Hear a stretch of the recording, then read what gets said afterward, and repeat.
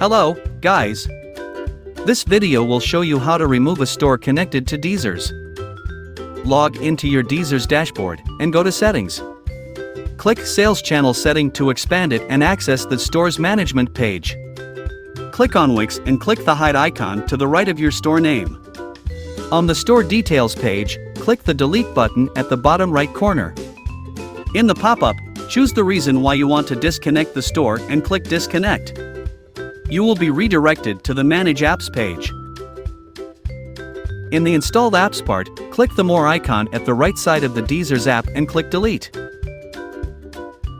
Select a reason for deleting the app and click Delete App. Go back to DSers and click Update. You can also go to your Wix store and uninstall DSers directly. If you have any questions or need further assistance, don't hesitate to reach out to our support team. Happy dropshipping!